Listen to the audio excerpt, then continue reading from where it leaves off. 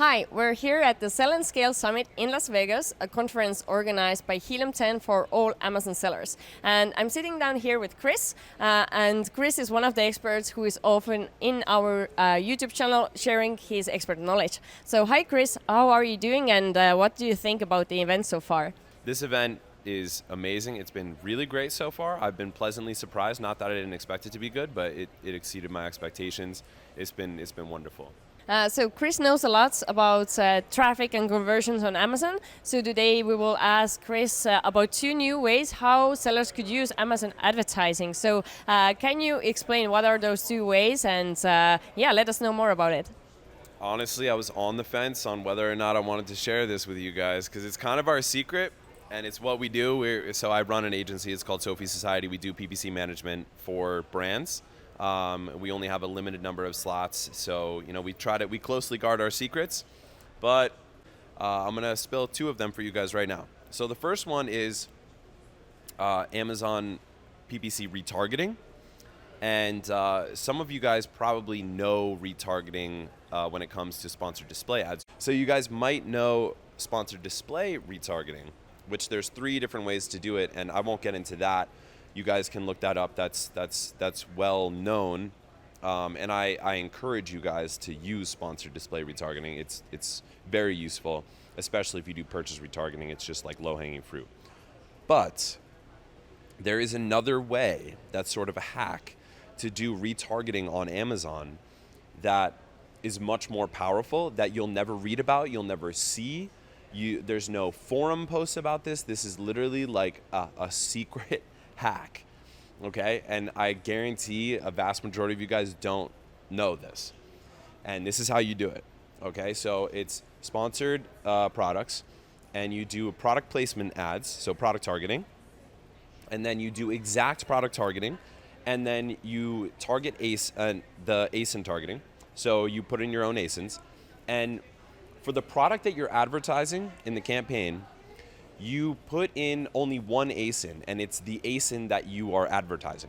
So it's like Inception, like you're only targeting the ASIN that you're advertising. Now, that sounds like it wouldn't work, right? Because Amazon doesn't show your own product ad on your own listing.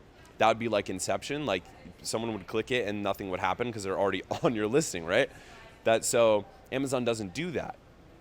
But what this does is when a shopper searches a term, so say we're talking about dog leashes, they search spiky dog leash, and then they're scrolling down, they see all these different designs, they click on yours because it looks nice, and they look at the listing, they're like, this looks good, but I'm still shopping around. They hit the back button on their browser. Okay, this is how shoppers shop. They hit the back button on their browser, or they hit the back button on their phone, and it takes them back to search results. When they do this, if you have this set up the way that I just described, what will happen is when a shopper gets to your listing and then they hit the back button, once they're going through search results, they're going to see your ad now. So this is a way of doing retargeting that's like unofficial. It's like unofficial Amazon PPC retargeting. And why this is so powerful is that they didn't click back because they didn't want to buy your listing. In fact, they're trying to keep it in their head because they're shopping around.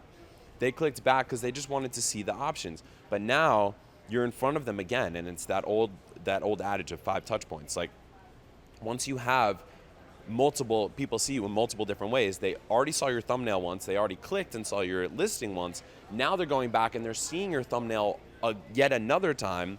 Psychologically, it makes them much more likely to purchase.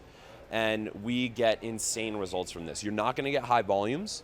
You're not going to get a lot of sales, but you're going to get extremely profitable, extremely lean sales with a very low ACoS. So that is hack number 1. And what would you say, is it something that all Amazon sellers should apply like right away, or is it more for chosen products?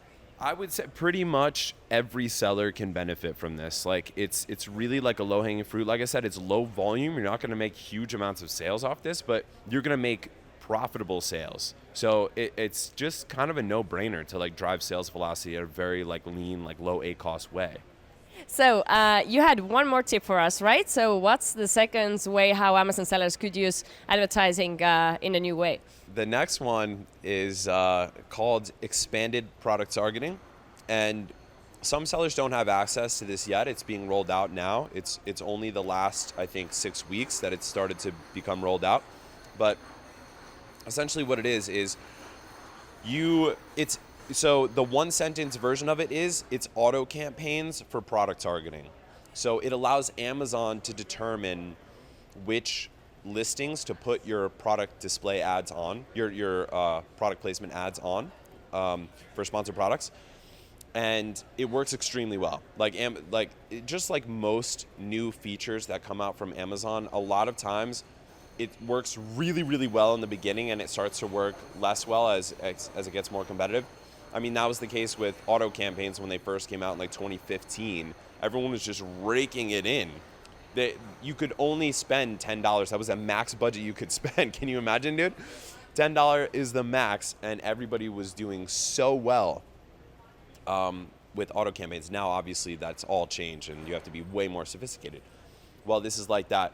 Right now, these expanded product targeting ads are working really, really well. Maybe we can overlay this, I don't know. But what you do is you go into a new sponsored products ad, you do product targeting, and then when you get down to the targeting level where you're putting in the ASINs, if you have access to this, you'll see a box that says exact, and you'll see a box that says expanded. I think European sellers don't yet have access to this, but most US sellers should by this point, or at least by the time you guys see this video.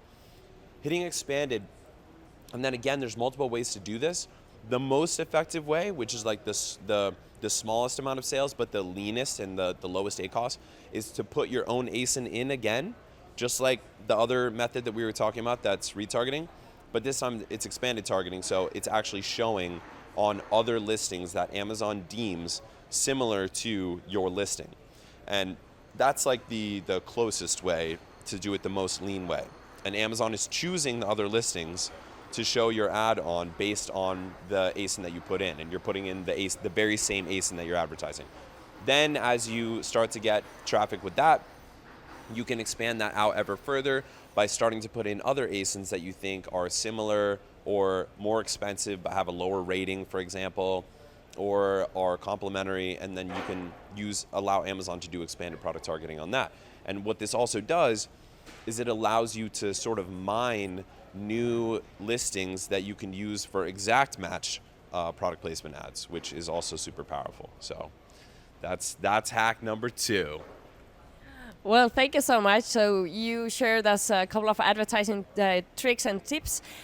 You are also very good at the contents, and you know a lot how to improve the conversion rate. So once the Amazon sellers have the traffic to their product pages, what are some of the ways how they can increase their conversion rate if they are currently driving tons of traffic but they really don't see sales coming in? Yeah, so this is there's some easy things that you can do like instantly that put you in like the top 5%, maybe even the top 2% of sellers that just never implement this. So the first thing, which is, nothing groundbreaking, but it's amazing how many sellers ignore this, is there's one thing that affects conversion on a listing more than anything else.